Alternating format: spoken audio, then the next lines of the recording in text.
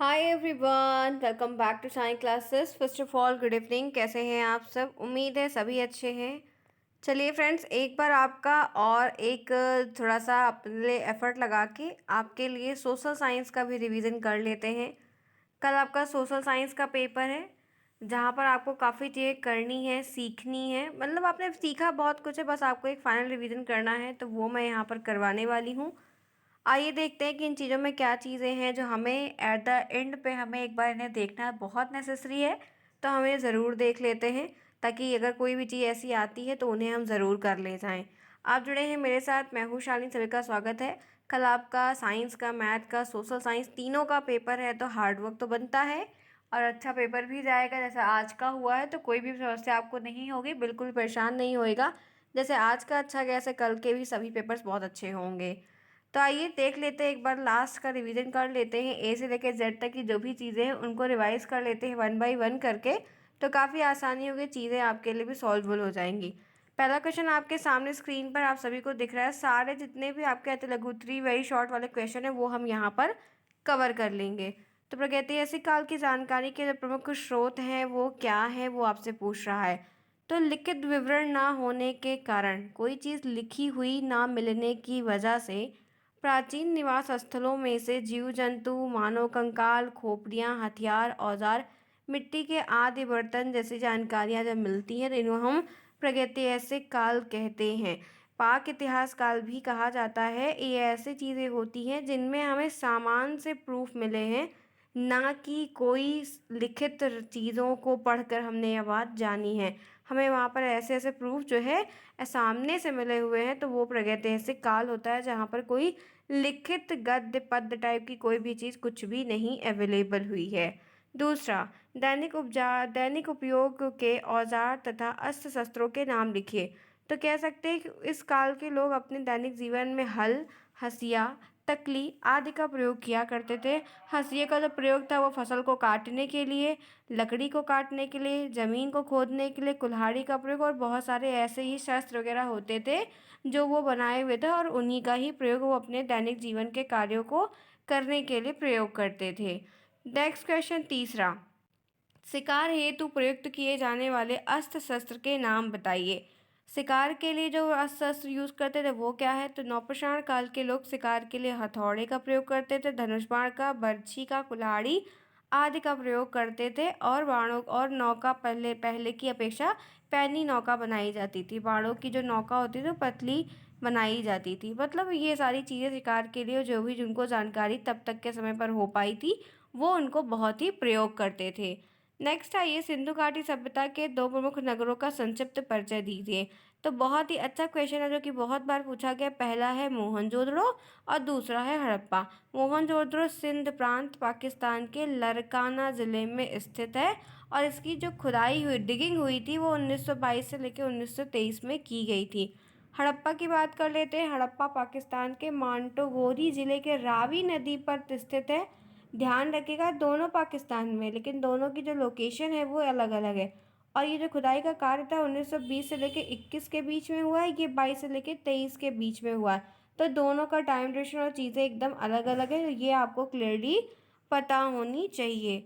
आगे बढ़ते हैं, नेक्स्ट देखते हैं। सिंधु घाटी सभ्यता से संबंधित दो देवताओं के नाम, मातृ देवी और पशुपति। ये दो चीज़ें होती, एक मातृ देवी और एक पशुपति होता है। नेक्स्ट यहाँ पर है, सिंधु सभ्यता का जन्म किस नदी के तट पर हुआ? तो सिंधु सभ्यता का जन्म सिंधु नदी के तट पर हुआ है। कहाँ पर हुआ है? सिंधु नदी के तट पर हुआ है।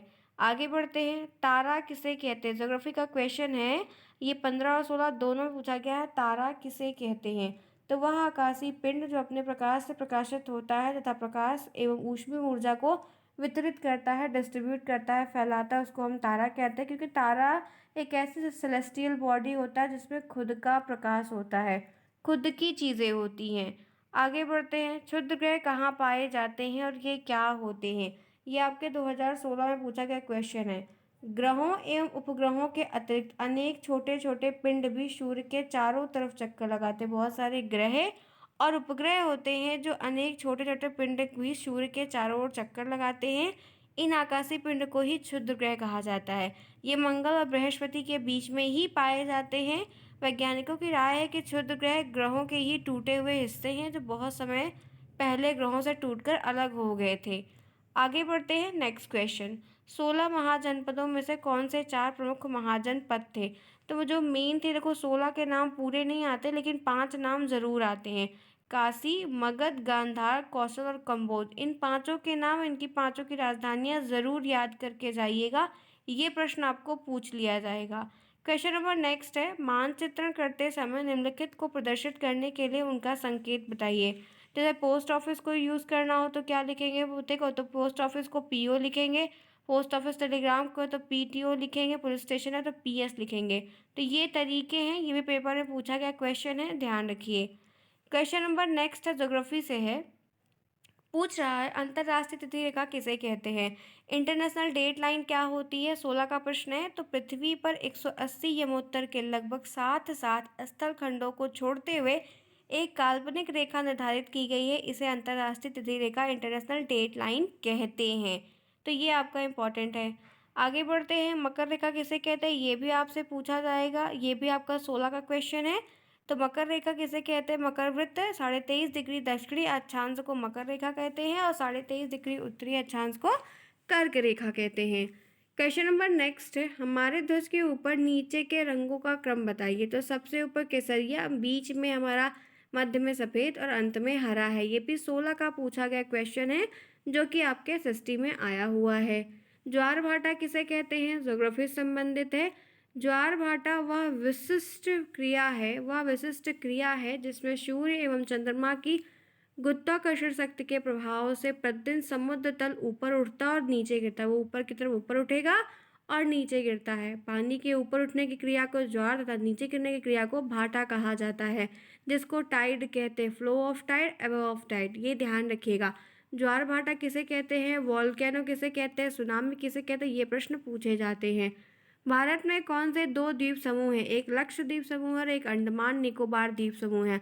नाम तो आपको पता ही होना चाहिए क्योंकि प्रश्न आपको बना है तो रिपीट होगा।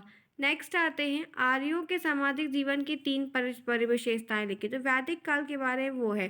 तो वैदिक आर्य स्त्रियों का सम्मान करते थे, पहली बात। आर्यों का सामाजिक जीवन वर्ण व्यवस्था और आश्रम व्यवस्था पर आधारित था। आश्रम में रहना, खाना पीना, आश्रम का जो पूरा कल्चर था वो इनका जीवन यापन था। और शिक्षा दीक्षा गुरु के आश्रम में ही, पढ़ाई लिखाई सब गुरु के आश्रम में हुआ करती थी।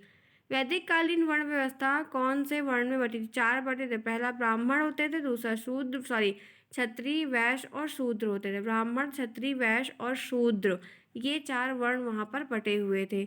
आर्यों ने कौन कौन से 4 आश्रम निश्चित किए हैं? तो ब्रह्मचर्य, गृहस्थ, वानप्रस्थ और सन्यासी, ये 4 आश्रम भी हैं। ये भी 4 इंपॉर्टेंट है, ये भी 4 इंपॉर्टेंट है अपनी जगह में, क्योंकि चारों आपको जरूर पूछे जा सकते हैं। तो वैदिक कालीन वर्ण व्यवस्था में कौन से वर्ण बनाए गए? तो एक ब्राह्मण, क्षत्रिय, वैश्य, शूद्र है। आर्यों ने कौन से 4 आश्रम निश्चित किए हैं? तो ब्रह्मचर्य है, गृहस्थ है, वानप्रस्थ है और संन्यास है, ये चीज़ें हैं। ऋग्वेद में जिन 7 नदियों का उल्लेख किया गया है उनका नाम बताइए। 7 रिवर का उल्लेख है। सिंधु है, विस्तृता है, झेलम है, अस्कानी है, ठीक है, चनाब है, और ये परशुड़ी है, रावी है, व्यास है, सतलज है, सरस्वती है। हो सकता है कि ये 7 नदियों के नाम पूछे, लेकिन जरूरी नहीं है। वैदिक काल में शिक्षा की क्या व्यवस्था थी? तो उत्तर वैदिक काल में आचार्य लोग अपने आश्रम में विद्यार्थी को शिक्षा देते थे। विद्यार्थी वहां जाकर रहते भी थे और जाया आया भी करते थे। नेक्स्ट है, आर्यों ने मनोरंजन के कोई 2 साधन लिखे। तो घोड़ों और रथों की दौड़ और संगीत। क्वेश्चन नंबर नेक्स्ट है, महावीर स्वामी की माता का नाम क्या? त्रिशला था। क्या माता का नाम था? महावीर स्वामी की जो माँ थी उनका नाम त्रिशला था और पिता का नाम सिद्धार्थ था। महावीर स्वामी के पिता का नाम सिद्धार्थ था। आप भी पूरा लिखिएगा, सिर्फ नाम नहीं लिखिएगा।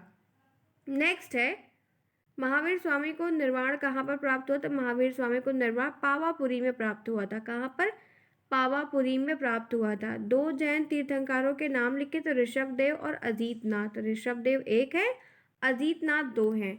जैन मत की 2 शिक्षाएं लिखिए। तो निर्वाण प्राप्त करना जीवन का उद्देश्य है, व्रत तथा उस उपवास पर जोर दें। जैन मत की 2 शिक्षाएं लिखिए।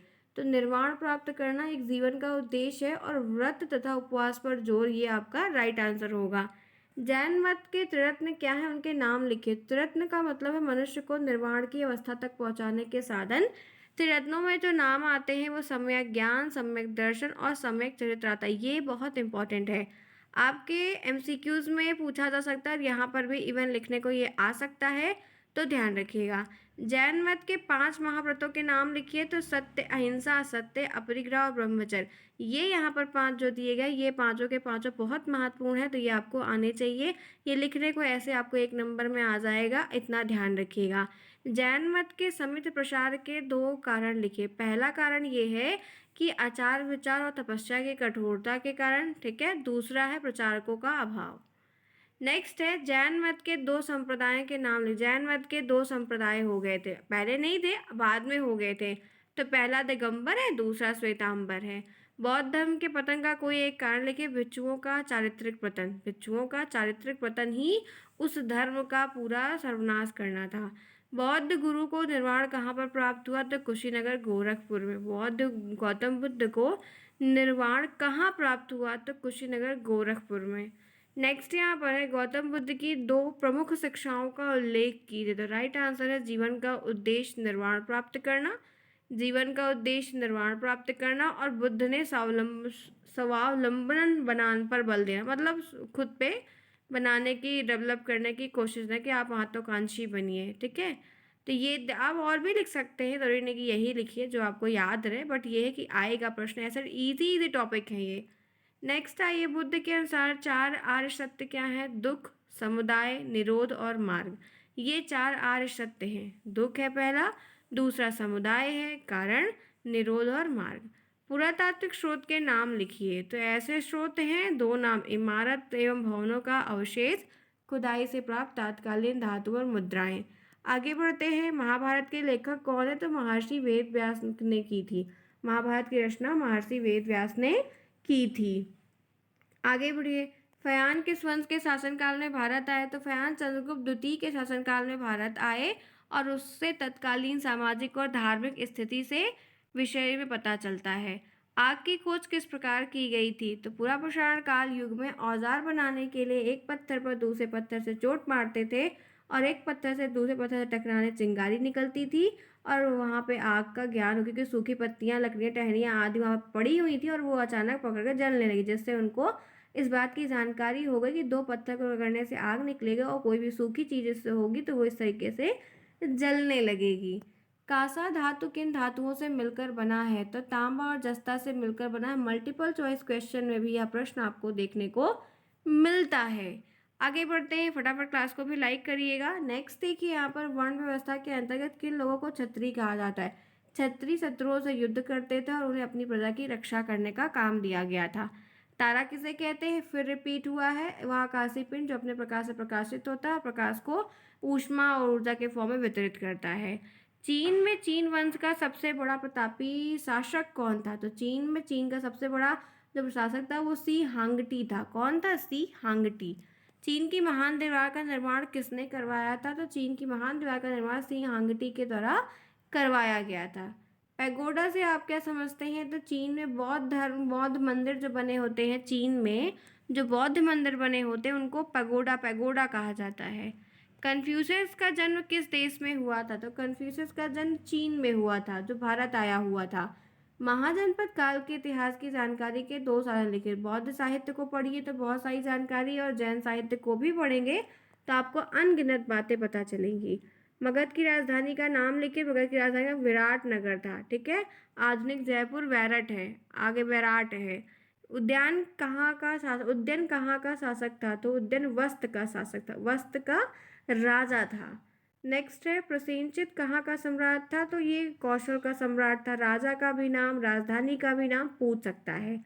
बद्दी संघ की राजधानी का नाम क्या था? तो वैशाली था, ठीक है। जो 16 महाजनपद है वो ये नाम है। उत्तर वैदिक काल में शिक्षा प्रणाली कैसी थी? गुरुकुल वाली थी। जब उत्तर वैदिक काल चल रहा था तो कैसे पढ़ाई लिखाई का सिस्टम था? गुरु के यहाँ जाके आपको पढ़ना होता था, कोई स्कूल व्यवस्था नहीं थी। किसी एक उपनिषद का नाम? तो कठोपनिषद। वैदिक कालीन किस एक राजतांत्रिक संस्था का नाम है? तो सभा का नाम है। ऋग्वैदिक आर्यों का भोजन क्या था? तो दूध, मक्खन, घी, दही, यही सब जंगल के फल फ्रूट खाते थे। आर्य भारत के मूल निवासी थे, इसके पक्ष में एक तर्क दीजिए। वेदों, पुराणों और हिंदुओं के अन्य किसी धार्मिक ऐतिहासिक ग्रंथ में कहीं इस बात का आभास तक तो नहीं है, लेकिन कहते हैं कि आर्य कहीं बाहर से ही आए थे। 4 वेदों के नाम बताइए। ऋग्वेद, सामवेद, अथर्ववेद, यजुर्वेद। चारों के नाम बहुत महत्वपूर्ण हैं। नेक्स्ट आइए, हम्मुराबी कौन था और वह अपने किस कार्य के लिए प्रसिद्ध हुआ? हम्मुराबी मेसोपोटामिया की सभ्यता के बेबीलोनियन वंश का सबसे प्रसिद्ध सम्राट था। शिलालेख में उसके द्वारा बनवाए गए कानून का संग्रह है जो हम्मुराबी की विधि संहिता के नाम से प्रसिद्ध है, इसीलिए वो काफ़ी फेमस था। मिस्र में सबसे पहले किस सम्राट ने अपना साम्राज्य स्थापित किया था? तो मिस्र सबसे पहले मोने नामक राजा था, उसने अपने साम्राज्य को वहाँ पर बनाया था। मिस्र का सबसे प्रसिद्ध पिरामिड है तो गीजे का पिरामिड है। किसका पिरामिड है? गीजे का पिरामिड है। मिस्र की सबसे प्रसिद्ध मंदिर का नाम क्या है? तो कारनक है। क्या नाम है? कारनक है। मिस्र की सबसे प्रसिद्ध मूर्ति का नाम स्फिंक्स है। ठीक है। मिस्र के किन्हीं 2 देवताओं के नाम? रा जिसको सूर्य का देवता और ओरोसिरी जिसको नील नदी का देवता कहा जाता है। मिस्र की लिपि को किस नाम से पुकारते हैं? तो यहाँ पर मिस्र की जो लिपि होती है उसको नाम हेरीग्लिफिक बुलाते हैं। हो सकता है बन जाए। नेक्स्ट है, मिस्र की सभ्यता किस घाटी पे? नील नदी के घाटी पे है। मसाले लगे सुरक्षित शव को क्या कहते हैं? ममी कहते हैं, ममी। प्राचीन चीन के 2 प्रसिद्ध दार्शनिक के नाम बताने हैं तो लोस्तोह और कन्फ्यूशियस है। दोनों का नाम लिख सकते हैं। अच्छा है प्रश्न है। राजकीय सेवा के चयन के लिए सबसे पहले प्रतियोगी परीक्षा आरंभ होती। राजकीय सेवा चयन के लिए सबसे पहले चीन में हुई थी। कहाँ पर हुई थी? चीन में सबसे पहले हुई थी। चीन के ताओ धर्म की पुस्तक का नाम क्या है? चीन के ताओ धर्म की पुस्तक का नाम ताओ ए ते चिंग है। प्राचीन चीन किन्हीं 2 आविष्कारकों के नाम बताइए। तो पहला जो नाम है वो है कुतुबनुमा और दूसरा नाम भूकंप मापक यंत्र है। ठीक है, आगे बढ़िए। चीन की सभ्यता का विकास कहाँ हुआ है? चीन की सभ्यता का विकास हांगो, यांगटी, सिकांग, सिक्यांग नदी की घाटियों पर हुआ है। ये बहुविकल्पी प्रश्न में पूछा जाता है तो तैयार रखिएगा। नगर निगम के अध्यक्ष का पदनाम क्या होता है? तो महापौर होता है। यातायात के अंतर्गत बाएं मुड़ने और वाहन का खड़ा होने का संकेत बनाइए। ये अच्छा प्रश्न है, अब शायद ना आए बट ये बढ़िया प्रश्न उस टाइम पे रहा होगा जिसके भी बैच में ये देखने को मिला। 2 विदेशी यात्रियों का नाम बताइए। तो मेगास्थनीज और फयान लिख दीजिए। इसमें 4 लिखा है, हेंगस्यांग और हेरोडोटस भी लिखा है। आपको मन हो तो लिखे, नहीं तो 2 ही पूछता है अक्सर। ईसा पूर्व का अर्थ क्या होता है? ईसा पूर्व का अर्थ है ईसा से पूर्व। ईसा मसीह के जन्म से यदि 100 वर्ष पूर्व की घटना हुई है तो इसको ईसा पूर्व 100 वर्ष लिखा जाता है। प्रसारण युग को कितने भागों में बांटा गया? तो जी 3 भागों में, पूरा प्रसारण, नव प्रसारण और मध्य प्रसारण। सप्त सैंधों के अंतर्गत आने वाली नदियों के नाम लिखिए। तो ऋग्वेद में दिया गया है सिंधु है, झेलम है, चिनाब है, रावी है, व्यास है, सतलज है और ये 2015 में पूछा गया है। हो सकता है आए, हो सकता है ना आए। ऋग्वेद के अधिकांश मंत्रों में किस देवता का है? तो अग्नि है, मित्र है, इंद्र है, वरुण है। ऐसी ही देवताओं की स्मृति में रची हुई गति प्रथनाओं का संकलन है। सैंधोकालीन मोहरें हमें क्या जानकारी देती हैं? तो विभिन्न धातुओं से निर्मित मोहरों पर अंकित सांड बने हुए हैं, भैंस बने हुए हैं, बाघ है, गैंडे हैं। जो जानवर हुआ करते थे वही उन पे छपे हुए हैं। आगे बढ़िए। नेक्स्ट देखिए, फसल काटने और पकाने के अवसर पर देश में मनाए जाने वाले त्यौहार। वैशाखी मनाई जाती है, मकर संक्रांति, हमारे यहाँ पोंगल, लोहड़ी, होली सब होती है। नेक्स्ट है, केंद्र शासित राज्यों की राजधानी का नाम। लक्षद्वीप की राजधानी क्रावर्ती होती, क्रवर्ती कहते हैं। और यहाँ पर दादर की सिलवासा होती है। चरक संहिता का निर्देश क्या निर्देशित करती है? महान आयुर्वेद आचार्य चरक द्वारा लिखित पुस्तक चरक संहिता आयुर्वेद का महान ग्रंथ है और ये निर्देशित चिकित्सा और मरीजों के चीज़ों को यहाँ पर उसमें बारे में जानकारी रहती है। खगोल शास्त्र किन्हें कहते हैं? वे वैज्ञानिक जो ब्रह्मांड के विषय में जानकारी रखते हैं, उसके बारे को जानते हैं, सीखते हैं, समझते हैं, वो खगोल शास्त्री होते हैं, उनको उसके बारे में जानकारी होती है। आगे बढ़िए। पंचायत व्यवस्था के कार्य 3 स्तर पर कौन से है? तो ग्राम पंचायत, क्षेत्र पंचायत और जिला पंचायत, यही 3 स्तर होता है। तो ये स्तर की 3, 4, 5 जो है ऐसे आपको प्रश्न बन जाएगा। ग्राम पंचायत के महत्व बताइए।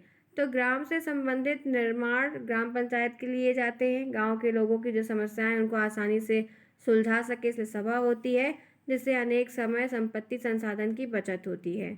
ग्राम शिक्षा समिति का अध्यक्ष कौन होता है? ये पूछ रहा है। तो ग्राम प्रधान होता है। ग्राम का जो गांव का प्रधान होता है वही इसी समिति का अध्यक्ष होता है। और आगे बढ़िए। परिभ्रमण का अर्थ क्या होता है? आकाशीय पिंड जब अपने एक्सिस स्थान पर घूमता है तो उसे घूमने की क्रिया को परिभ्रमण कहते हैं। ज्योग्राफी का प्रश्न है ये। सूर्य से वरुण की दूरी कितने करोड़ मीटर है? 450 करोड़ किलोमीटर है। दीवार पर टंगे हुए मानचित्र में ऊपर और नीचे की दशाओं के नाम बताने हैं आपको। तो ऊपर की उत्तर की दशा होती है, नीचे दक्षिण की होती है। भूमध्य रेखा किसे कहते हैं? पृथ्वी के ध्रुवों, पृथ्वी को ध्रुवों में विभक्त करने वाली रेखा जो होती है उसको भूमध्य रेखा कहते हैं। इसका तो मान 0 डिग्री होता है।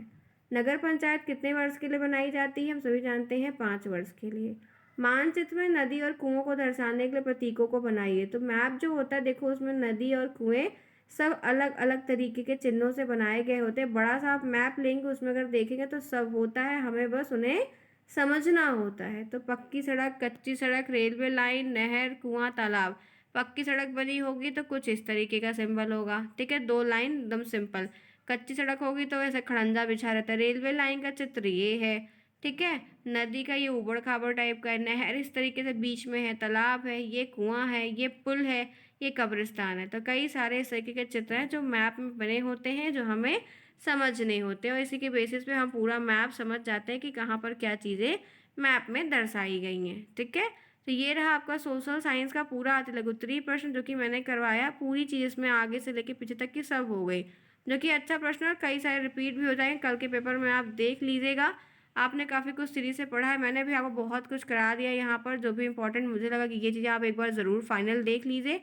अब कल क्या होगा पेपर में वो तो कल हम देखेंगे, लेकिन उम्मीद है कि अच्छा पेपर भी जाएगा। आज की तरह सब बढ़िया होगा, जितना आएगा उतना बढ़िया लिखिएगा। एक भी उत्तर छोड़ कर मत आएगा, इसका प्रॉमिस करके जाइए, ताकि बढ़िया तरीके से आप करें, बढ़िया नंबर आप पाएँ। बी कॉपी लेने की ज़रूरत पड़ेगी तो ले भी लीजिएगा, ठीक है फ्रेंड्स। चलिए फिर मिलते हैं नेक्स्ट में नए वीडियो के साथ, नया कुछ डिस्कस करेंगे। तब तक के लिए take care, bye bye, keep smiling, best of luck my friends, best of luck.